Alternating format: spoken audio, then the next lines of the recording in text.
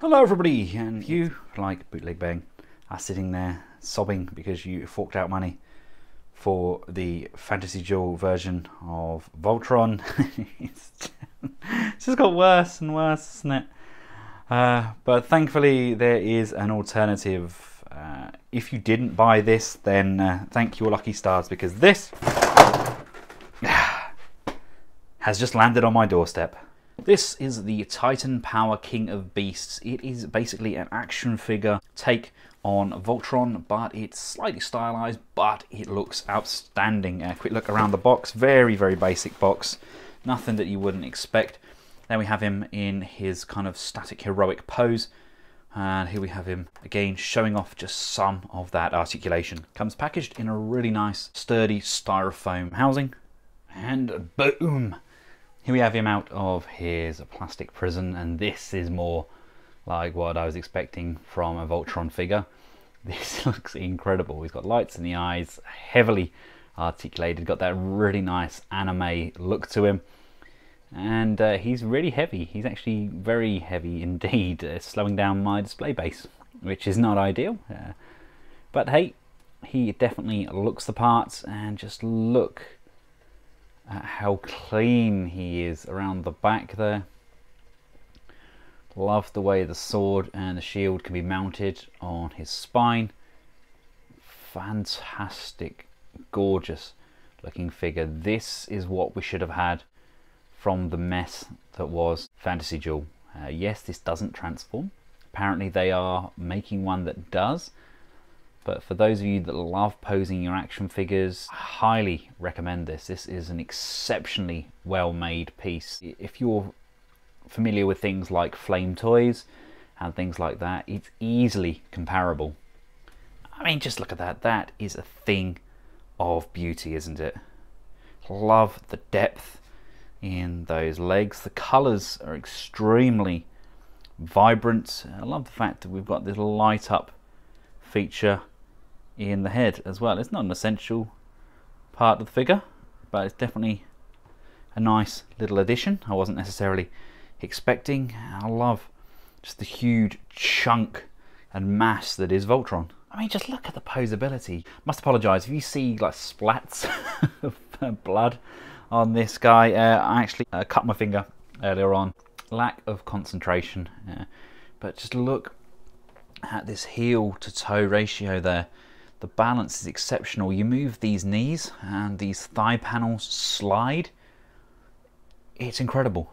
Look at that. Look at the sculpt on the head. That is exceptional. Absolutely adore how this looks. Let's quickly take a look at the weapons.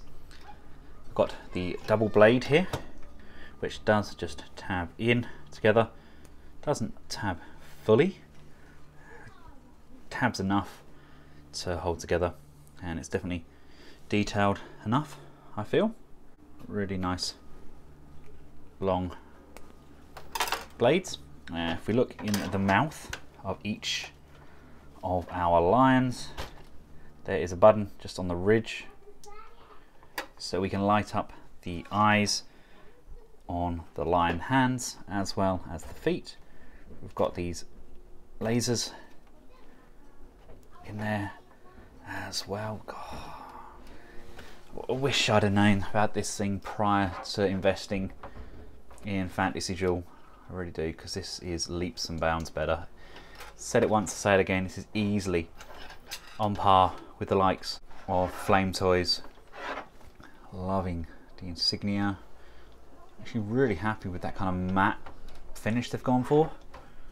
It's got his shield here, really glistening, and on the back, this is where you get to see what I managed to cut my finger trying to fix. There's these two sections here. One tabs into the back, and then one tabs into that, and you're meant to put the sword in, then tab the final piece over, and there's this peg here which we tab the shield on. I basically tabbed those in together before I put the sword in, and I couldn't get them back apart because I pushed them all the way in. I didn't read the instructions, that's completely my bad. And then I just couldn't get them apart, so I tried to pry them apart with a small flat blade, and then I pried my finger apart with said blade. But yeah, let's just move the outer piece so we can get his sword. And let's just take a look at his blade. Really lovely piece, quite stylized when comparing it to my falling apart Fantasy Jewel sword, but love the sheer size and heft of this piece. Really nicely made.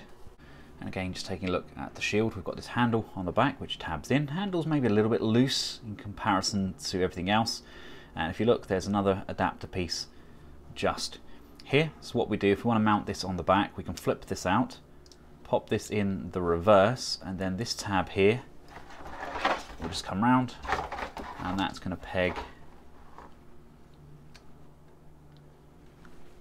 directly on there. I mean, obviously you don't need to keep the handle on, that is just me keeping everything where I can see it. These move in unison, by the way.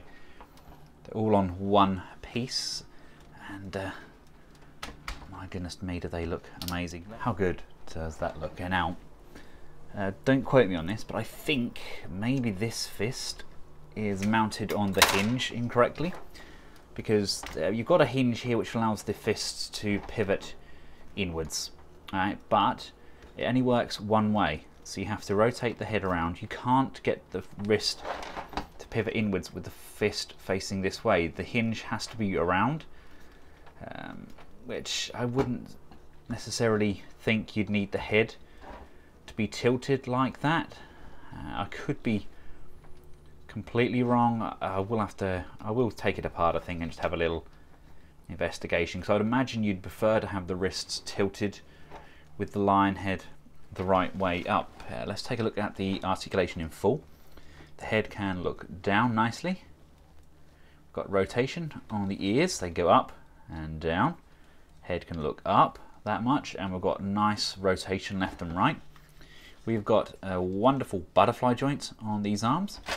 We can move the arms up and down on a really good ratchet joint, and again out to the side we've got upper bicep rotation. We do only have a single jointed bend on that elbow, but again, just bending these wrists in as well, we get a little bit of extra rotation in there. Movement on the jaws, movement on the gun inside. Coming down to the waist, we have a rotation left and right. We have an abdominal crunch. I mean, that's a pretty good range right there. We have hip skirts to the side and to the front, allowing for these big heavy legs to come forwards. Really heavy on those die cast joints though. And back, and we can come out to the side, again really deep. We've got a bend on that upper thigh, bending on the knee. You see that this joint here slides open like so, sliding all the way up the thigh, allowing for a really nice deep range on that leg. Again, let's sliding that back.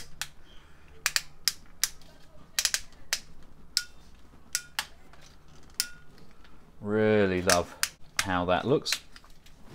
We don't get any knee rotation, but we do get some pivot on these ankles. We get some forwards and backwards at 2 points on the feet, and then coming down to the toes, we've got a really deep range on that toe, so we can balance on this nice big flat bed. And again, like I said, we do get the option to turn the lights on in those feet. The thing I can't get over though is just how agile he is. It's a really fun, dynamic piece. And for a quick scale comparison, here we have him alongside the Fantasy Jewel version and MP10 to give you an idea. This is a gorgeous piece. Titan King, you are an exceptional figure, and Titan Power, you officially have my interest. If you can give me a vehicle Voltron now, I will be absolutely over the moon. Yes, this is not going to tick everybody's boxes because it doesn't transform, but if, like me, you're a fan of things like Toy Alliance or Flame Toys, then I highly recommend this piece, and it is a fraction of the cost that we paid for the mess that is Fantasy Jewel. Thanks again to TF Direct for making this review possible. I've included a link in the description where this can be ordered. And until next time, for myself and the amazing King of Beasts, goodbye.